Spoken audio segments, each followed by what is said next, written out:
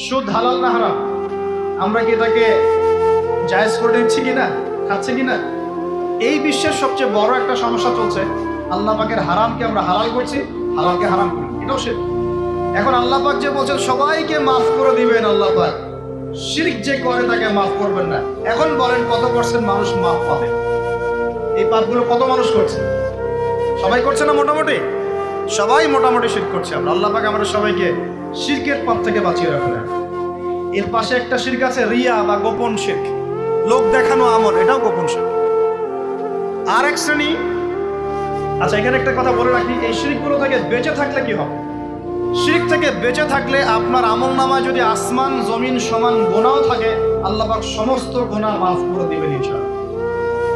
মনে করেন একজন ব্যক্তির আমল নামায় জেনা, সুদ, ঘুষ, হাবি জাবি দুনিয়ার পাপ দিয়ে ভর্তি, কিন্তু কোনো একটা কারণে বা কোনো একভাবে তার আমল নামায় শিরকের কোনো গুনাহ নাই, শিরক করে নাই, ইনশাআল্লাহ তাআলা কোনো না কোনো ওসিলায় হলে আল্লাহ পাক তাকে কিয়ামতের মাঠে মাফ করে দিবেন ইনশাআল্লাহ। একটা হাদিস বললেই যথেষ্ট হবে, তারপরে সামনে যাব। রাসূল সাল্লাল্লাহু আলাইহি ওয়াসাল্লামকে আল্লাহ পাক মেরাজের রাতে ওয়াদা করেছেন। কোন রাতে ভাই? মেরাজের রাতে ওয়াদা করেছেন, হে মুহাম্মদ সাল্লাল্লাহু আলাইহি ওয়াসাল্লাম, তোমার উম্মতের মধ্যে যে কোনো ব্যক্তি যত বড়ই পাপ করুক না কেন, আসমান জমিনের সমানও যদি পাপ করে আমার সামনে দাঁড়ায়, কিন্তু তার আমল নামায় শিরকের পাপ নাই, আমি আল্লাহ তার সামনে আসমান জমিন সমান ক্ষমা নিয়ে হাজির হব, মানে সে মাফ পেয়ে যাবে। অতএব শিরক মুক্ত আমল করতে পারলে ইনশাআল্লাহ এই নিসফু মিনা শাবান, লাইলাতুন নিসফি মিনা শাবান, এই শবে বরাত যেটা আপনারা বলছেন, এই রাতে আল্লাহ পাকের ক্ষমা আমরা পেয়ে যাব ইনশাআল্লাহ। শিরক মুক্ত আমল করতে পারলেই ক্ষমা হবে ইনশাআল্লাহ। আল্লাহ পাক আমাদের সবাইকে শিরক থেকে বেঁচে থাকার তৌফিক দেন। এই শিরক সম্পর্কে বিস্তারিত জানার জন্য শিরক কি ও কেন, কিতাব ও তাওহীদ, তারপরে কোরআন সুন্নাহর আলোকে ইসলামী আকীদা, এই বইগুলো পড়াশোনা করেন, ইনশাআল্লাহ জানতে পারবেন। আর এক শ্রেণীর মানুষকে আল্লাহ পাক মাফ করবেন না। এরা কারা? মুশাহিন। মুশাহিন মানে কি? যারা একে অপরের সাথে হিংসা বিদ্বেষ পোষণ করে। এখন বলেন দেখি, হিংসা বিদ্বেষ পোষণ করেন এমন মানুষ আছে এখন? বলেন দেখি। রাজনৈতিক অঙ্গনে একজন আরেকজনের সাথে হিংসা করছে কিনা? সামাজিক নেতৃত্ব নিয়ে একজন আরেকজনের সাথে হিংসা করছে কিনা? পরিবারের মধ্যেও একজন আরেকজনের সাথে হিংসা করছে কিনা? ভাই ভাই একজন আরেকজনের সাথে হিংসা করছে কিনা? আলেম একজন আরেকজনের সাথে হিংসা করছে কিনা? করছে না? বক্তা একজন আরেকজনের সাথে হিংসা করে কিনা? ধর্ম থেকে শুরু করে বিশ্ব রাজনীতি পর্যন্ত হিংসার দাবান হলে এখন পুরো বিশ্বের মানুষ জ্বলে পুরো শেষ হয়ে যাচ্ছে, হচ্ছে না? মহিলা হিংসা করে কিনা? সতীনে হিংসা করে কিনা? সতীন বোঝেন কিনা? বিয়েই তো করেন নাই, সতীন বুঝবেন কি? সতীন কি জিনিস? দুই বউ, এক বউ আরেকবার কি হয়? সতীনে হিংসা করে কিনা? আয়েশা রাদিয়াল্লাহু আনহা বাসায়, মানে ঘরে নবী সাল্লাল্লাহু আলাইহি ওয়াসাল্লাম বসে আছেন, ঢুকেছেন, আর অন্য একজন স্ত্রীর ঘর থেকে একটা খাবার আসতে পারে না, ভালোবেসে মহব্বত করে হাদিয়া দিয়েছেন। আয়েশা রাদিয়াল্লাহু আনহা যখন দেখলেন তার ঘরের মধ্যে খাবার পাঠিয়েছে অন্য একজন স্ত্রী, পুরো থালাটাকে মাথার উপর নিয়ে থাবাস করে ভেঙে ফেলে দিলেন। রাসূলুল্লাহ সাল্লাল্লাহু আলাইহি ওয়াসাল্লাম মুচকি হাসছেন, আর উপস্থিত হয়তো আরো দু একজন ছিলেন, তাদেরকে বলছেন তোমাদের মা রাগ করেছে। তিনি নিজেই হাতে সেগুলো তুললেন, সব ভাঙাচোরা পিসগুলো নিজে তুলে রেখে দিয়ে ভালো থালা বাটিগুলো হাদিয়া পাঠালেন ওই স্ত্রীর ঘরে, যে ঘর থেকে খাবার এসেছে। এইভাবে ডিল করতে হয়। রাসূল সাল্লাল্লাহু আলাইহি ওয়াসাল্লাম তখন রাগ হন নাই, কেন এই কাজ করলা? আরেকদিন আয়েশা রাদিয়াল্লাহু আনহা একটা কথা বলে ফেলেছে। নবী সাল্লাল্লাহু আলাইহি ওয়াসাল্লাম তার কোন এক স্ত্রীর কাছ থেকে এসেছেন, আয়েশা রাদিয়াল্লাহু আনহা বলছেন, আপনি তার কথা কিভাবে স্মরণ করেন? সে তো একটু খাটো, এরকম একটা কথা বলেছে, সে তো একটু খাটো, একটু বেটে। আয়েশা রাদিয়াল্লাহু আনহাকে আমাদের নবীজি বলছেন, শোনো, তুমি এমন একটা কথা বলেছো, আমাদের সবার জন্য হেদায়েত আছে, তুমি এমন একটা কথা বলেছো, এই কথাটা যদি সমুদ্রের সাথে মিশিয়ে দেওয়া হয়, পুরো সমুদ্রের পানি দূষিত হয়ে যাবে। এই যে এতটুকু কথা, যে সে তো একটু খাটো, ইয়া রাসূলুল্লাহ, এই যে এতটুকু কথা, খালি এই যে অত কালো, অত অমুক, অত তমুক, অত গরিব, অত কৃষক, অত ছোট লোক, অত এই যে রিক্সাওয়ালা, অত আমরা কথা বলি না এগুলো, আমাদের এগুলো কথা আছে না সমাজে, এগুলো বলার সাথে সাথেই এটা এমন পাপ হয়ে যায়, সাগরের মধ্যে এই পাপ মিশিয়ে দিলে সাগরের পানি নষ্ট হয়ে যাবে। এরকম হিংসা বিদ্বেষ মনে থাকলে তাজকিয়া পাওয়া যায় না। তাজকিয়া মানে আত্মশুদ্ধি। তো এখানে এটা স্বভাব সুলভ মানুষের মধ্যে এসে যায়, আসে কি না? আসে না? এই সবে লাইলাতুল নিসফু মিনাশ শাবানের হাদিসগুলোর মধ্যে একটা হাদিসে আসছে, সনদের কথা আমি বলছি না, আমি প্রসঙ্গটা বলছি, যে আয়েশা রাদিয়াল্লাহু আনহা বলছেন, আমি ঘুম থেকে উঠে দেখি রাসূল সাল্লাল্লাহু আলাইহি ওয়াসাল্লাম নামাজ পড়ছেন। কি পড়ছেন? নামাজ, তার ঘরে নামাজ পড়ছেন।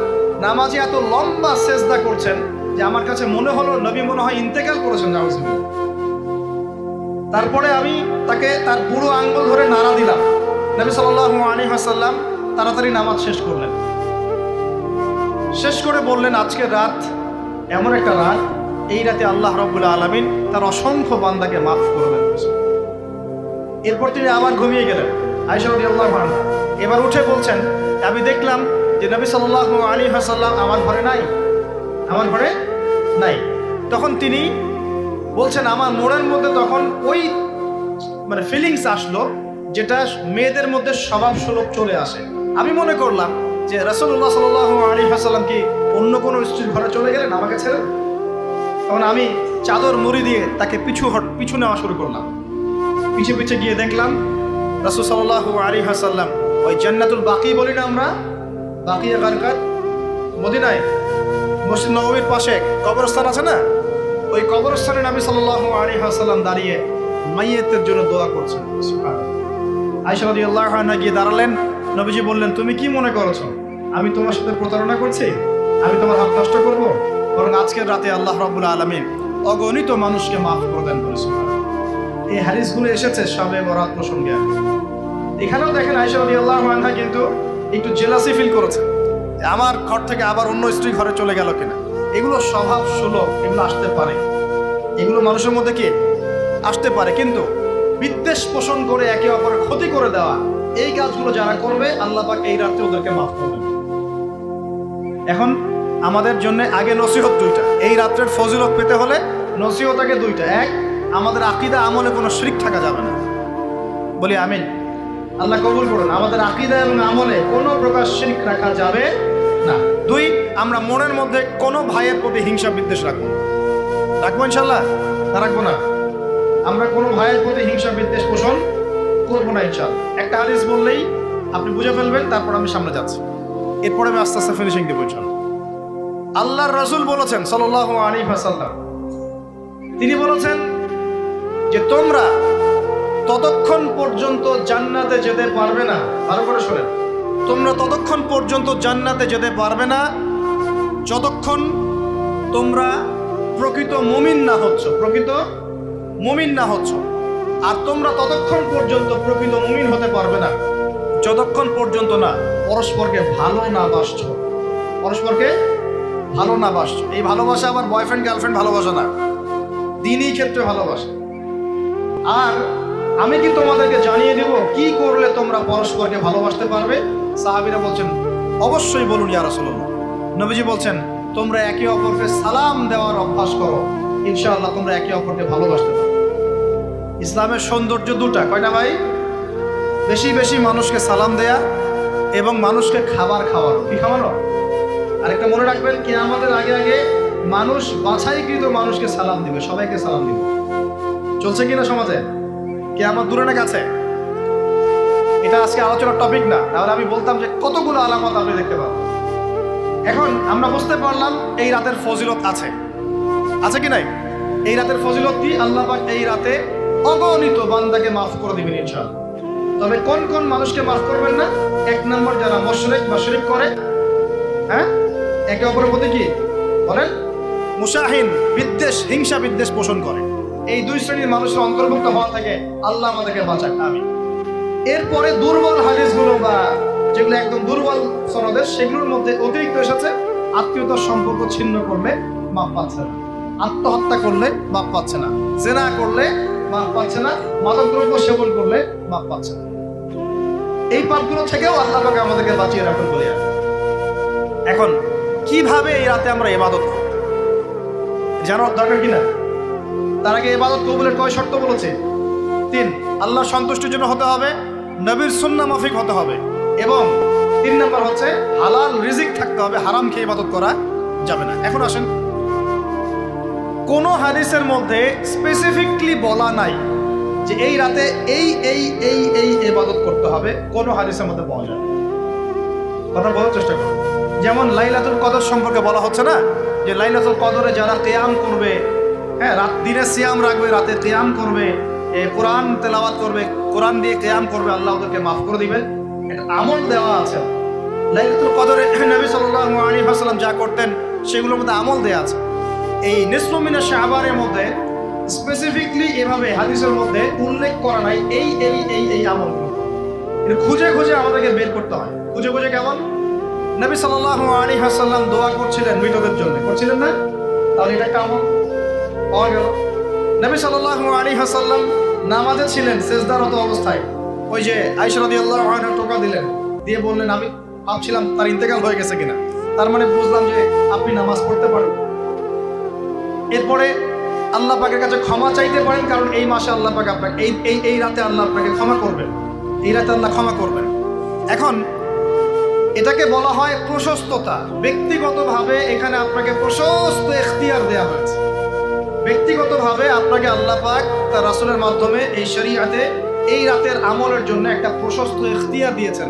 আপনি রাসূল সাল্লাল্লাহু আলাইহি ওয়াসাল্লামের সুন্নাহ মাফিক যে কোনো ভালো কাজ করতে পারেন, কিন্তু নির্দিষ্ট করে আপনাকে দেওয়া হয় নাই যে আপনাকে 100 রাকাতই পড়তে হবে, আপনাকে 200 রাকাতই পড়তে হবে, আপনাকে 10 রাকাতই পড়তে হবে, আপনাকে 1 খতমই দিতে হবে, এরকম নির্দিষ্ট করে আপনাকে কিছু দেওয়া হবে। আপনি এখন চাইলে সুন্দর করে ওযু করলেন, ওযু করে মাশাআল্লাহ আতর খুশবু ব্যবহার করতে পারেন, পরে সুন্দর জামা পরলেন, পরে আপনি আল্লাহর স্মরণে নামাজ আদায় করলেন। এখন ফরজ নামাজ আগে না নফল আগে? ফরজ আগে না নফল আগে? এই আমলগুলো ফরজ না নফল? এগুলো নফল। আগে তো ফরজ পড়তে হবে নাকি? 5 ওয়াক্ত ফরজ নামাজ তো আগে, তারপরে আপনি নফলে আসেন। আমাদের জীবনে কোনটার গুরুত্ব সবচেয়ে বেশি? ফরজ ঠিক না থাকলে নফল দিয়ে কাজ হবে? তো ফরজ ঠিক করার পরে আপনি এখন অতিরিক্ত আমল করার চেষ্টা করছেন, সুন্দর কাপড় চোপড় পরেছেন, আপনি মাশাআল্লাহ পবিত্র হয়েছেন, আতর খুশবু ব্যবহার করেছেন, আপনি নীরবে নিভৃতে আল্লাহকে ডাকছেন নামাজের মতো, লম্বা করে সুন্দর করে নামাজ পড়ছেন, আপনি একটু কোরআন তেলাওয়াত করছেন, আলহামদুলিল্লাহ।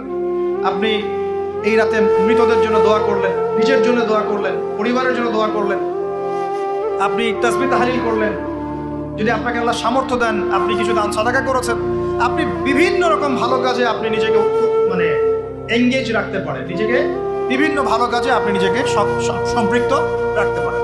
এভাবে আপনি রাতটাকে একটা উৎসাহে পার করতে পারেন। কিন্তু আমরা যে ঘটা করে অনেকগুলো কাজ করি না, ঘটা করে হালুয়া রুটি সামাই টামাই এই সেই আলোকসজ্জা অমুক তমুক দল বেঁধে কবরস্থান, এই আমলগুলো নবী এবং সাহাবীদের থেকে প্রমাণ। আমি বুঝতে পারছি আমল করতে আপনাকে নিষেধ করা হয় নাই, কিন্তু বাড়াবাড়ি করবেন না, ছাড়াছাড়ি করবেন। মধ্যমপন্থী থাকেন, ব্যক্তিগতভাবে আপনি আপনার মতো করে আমল করবেন। আপনাকে ইখতিয়ার প্রশস্ততা দেওয়া হয়েছে। আপনি একটু নামাজ পড়েন, একটু তেলাওয়াত করেন, একটু জিকির করেন, দোয়া করেন, আপনি আল্লাহর কাছে চেয়ে নেন। আরেকটা হাদিস আছে, এই রাতে আল্লাহ রাব্বুল আলামিন প্রথম আসমানে নেমে আসেন। আল্লাহ পাক কেমন করে নেমে আসেন এটা আমাদের ব্যাখ্যার বাইরে, আর এটা সত্তাগতভাবে না, আল্লাহ পাকের রহমান নেমে আসেন। আল্লাহ পাক আহ্বান করতে থাকেন, কে আছে আমার কাছে কিছু চাইবে আমি তাকে দিব, কে আছো আমার কাছে ক্ষমা চাইবে আমি মাফ করে দিব, কে আছো আমাকে ডাকবে আমি তার ডাকে সাড়া দিব। সুবহানাল্লাহ। আল্লাহ পাক এই পুরো রাত বলতে থাকে। আরেকটা কথা মনে রাখবেন, এভাবে কিন্তু আল্লাহ পাক প্রত্যেক রাতেই বলতে থাকেন, শুধু এই একটা রাতেই নয়, প্রত্যেক রাতেই আল্লাহ পাক বলতে থাকেন। কিন্তু এই রাতে স্পেশালি আল্লাহ পাক অগণিত মানুষকে মাফ করে দিবেন ইনশাআল্লাহ। তা আমরা আল্লাহর কাছে দোয়া করি, আল্লাহ পাক আমাদের সবাইকে যেন সুস্থতার সাথে শাবান মাসে বেশি বেশি রোজা রাখার তৌফিক দেন, এবং যে আমলগুলো সুন্নাহসম্মত এই সুন্নাহসম্মত আমলগুলো আল্লাহ আমাদের করার তৌফিক দেন। বাড়াবাড়ি পর্যায়ে চলে যাবেন না, একবার ছাড়াছাড়ি পর্যায়ে চলে যাবেন। মধ্যমপন্থী থাকে, রাতের ফজিলতটাকে আল্লাহর কাছে চেয়ে নেয়, এবং আল্লাহর কাছে মাফ পাওয়ার জন্য যে পাপগুলোকে ছাড়তে হবে, যেমন শিরক, হিংসা বিদ্বেষ ইত্যাদি ইত্যাদি, এই পাপগুলোকে ছেড়ে দিয়ে আল্লাহর কাছে নিজেকে প্রমাণ করার চেষ্টা করি। আল্লাহ পাক আমাদের সবাইকে তৌফিক দান করুন বলি আমিন। আকুল কওলি হাযা আস্তাগফিরুল্লাহ লি ওয়া লাকুম ওয়া লিসাইরিল মুসলিমিন। বারাকাল্লাহু লানা ওয়া লাকুম বিল আয়াতিল হাকীম। ইন্নাহু তাআলা জাওয়াদুন কারীমুন ওয়া রাউফুর রহিম। আপনারা উঠবেন না, আপনারা বসবেন। আমাদের পাশের ভাই তিনি কিছু কথা বলবেন, আমাদের সম্মানিত গেস্ট আছেন উনি কিছু কথা বলবেন, এরপরে আমরা সংক্ষিপ্ত মুখতাসার দোয়া দিয়ে ইনশাআল্লাহ আমাদের ওয়াজ শেষ করব। আর যদি কারো কোনো প্রশ্ন থাকে লিখিত আকারে এখানে দিতে পারেন। আমরা দোয়া করি আল্লাহ পাক আমাদের সবাইকে যেন যা শুনলাম যা বুঝে আমল করার তৌফিক এনায়েত করেন, সকলেই বলি আমিন।